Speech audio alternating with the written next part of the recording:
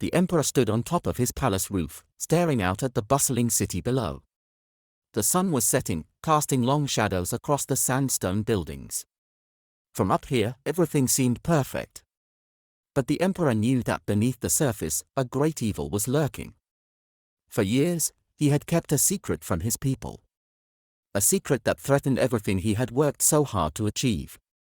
There was a race of beings from another dimension, invisible to humans, who were capable of possessing those with evil in their soul. They were determined to invade this dimension, and the emperor was the only one standing in their way. The thought of these beings sent shivers down the emperor's spine. He had seen firsthand what they were capable of. His generals, once brave and loyal, had begun to act strangely.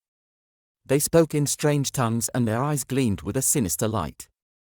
The emperor knew what was happening, but he couldn't reveal the truth to anyone. Not yet. He took a deep breath and tried to calm his racing thoughts. He couldn't let his fear show. If the people of his empire knew what was really going on, it would cause chaos and panic. And that would only make it easier for the invaders to succeed.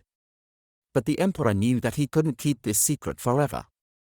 The invaders were getting closer every day. They had already possessed some of his most trusted advisors, and he had no doubt that more would follow. As he sat there, lost in thought, the sound of footsteps echoed through the throne room. The emperor tensed, his hand reaching instinctively for his sword. He knew that anyone could be possessed, even the people closest to him. But as the figure approached, the emperor relaxed. It was one of his spiritual sakes, trusted advisor who knew about the invaders. The Sikh bowed before the emperor and spoke in hushed tones. "Your Majesty, I have news. The invaders have gained a foothold in our dimension. They are possessing more and more of our people, and soon, they will be strong enough to launch a full-scale invasion." The emperor's heart pounded in his chest. He knew that this day would come, but he had hoped it would be further off. He couldn't let the invaders win.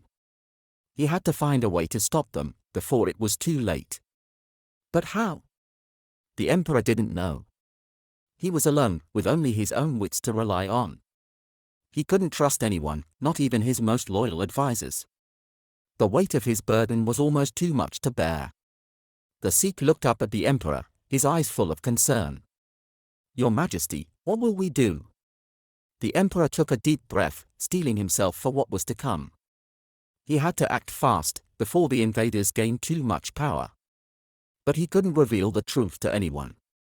Not yet. "We will fight," he said, his voice steady. "We will fight with everything we have. And we will not rest until these invaders are banished from our dimension, once and for all."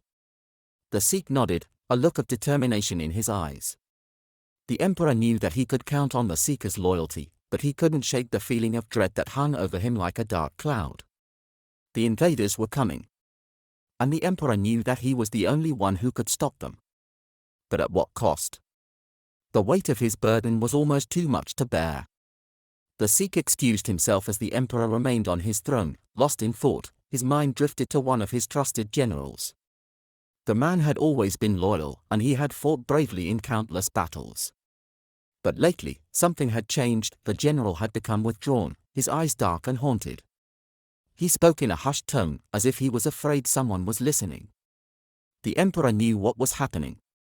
The general was possessed by one of the beings from the other dimension.